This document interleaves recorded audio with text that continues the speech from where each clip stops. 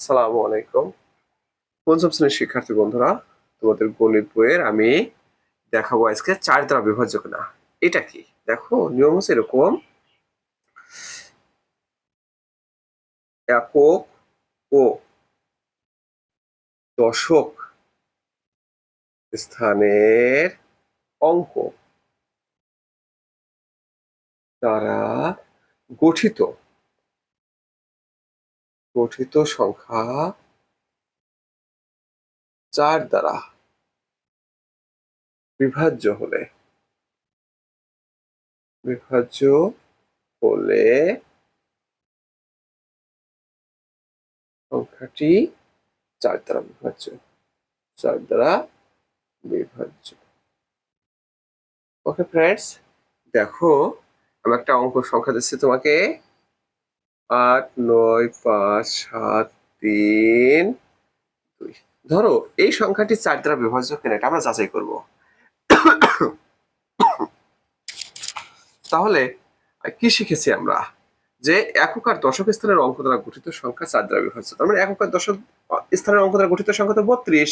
তার মানে এই শেষের দুইটা অঙ্ক দ্বারা গঠিত যে সংখ্যা তাকে আমরা ৪ দিয়ে ভাগ করে দেখবো, তাই না? দেখো, এই ৩২কে ভাগ করে দেখলাম, ৪ আটে ৩২।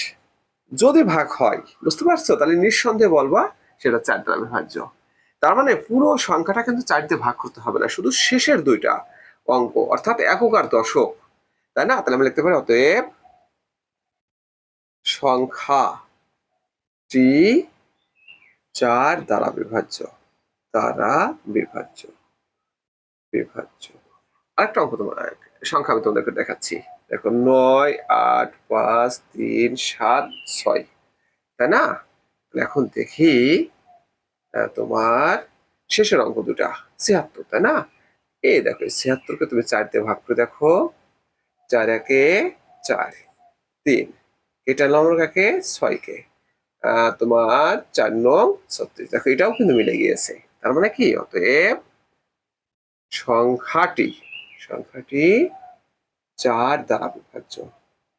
দ্বারা বিভাজ্য।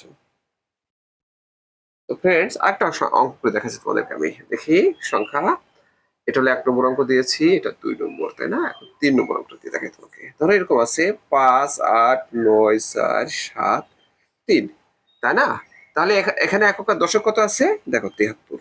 আমরা ৪ দিয়ে ৭৩কে ভাগ করে দেখি, তাহলে কত হয়? ৪ একে ৪, ৩, ৩, ৪ আটে ৩২। তাহলে কি ভাগশেষ থাকে? দেখো, এখানে কিন্তু ভাগশেষ আছে। তাহলে আমরা চোখ বুঝে বলতে পারি অতএব সংখ্যাটি ৪ দ্বারা বিভাজ্য নয়। বিভাজ্য নয়। ওকে, একটা দিয়ে ৪ নম্বর অঙ্ক দেখো। কত? ৯, ৫, ৭, ৮, ৩, ২, ১। ওকে, এখন দেখো একক আর দশকে কত আছে? ২১। এই দেখো, তাহলে এটাকে আমরা ৪ দিয়ে ভাগ করে দেখি ২১কে। ৪ ৫-এ ২০। দেখা কিন্তু ভাগশেষ থেকে যায়। তাহলে আমরা বলতে পারি অতএব সংখ্যাটি সংখ্যাটি ৪ দ্বারা কি বিভাজ্য। বিভাজ্য নয়। ওকে ফ্রেন্ডস, আমরা দেখতে পেলাম ৪ দ্বারা বিভাজ্য কিনা। আরেকটা ফ্রেন্ডস, ৫ নম্বর অঙ্কটা দেখো।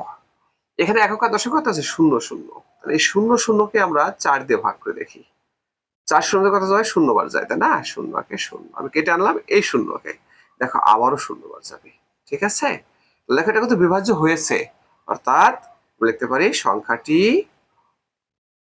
সংখ্যাটি কি ৪ দ্বারা বিভাজ্য। দ্বারা বিভাজ্য বিভাজ্য এটা তোমাদের বই থেকে দিয়েছি, ঠিক আছে? ৬ নম্বর আরেকটা অঙ্ক তোমাদেরকে দেখে শেষ করবো আজকের পড়া। দেওয়া আছে এরকম ৯, ২, ৩, ৫, ০ ২। তাহলে আমরা ০ ২কে ৪ দিয়ে ভাগ করবো। এই দেখো, বলছে শেষের দুইটা অঙ্ক অর্থাৎ একক আর দশক, একক দশক ৪ দিয়ে ভাগ করে দেখো। ০ ০, এই দেখো ২ কেটে আনলাম, তাহলে আবারও ০ বার যায়, তাই না? ০ ০।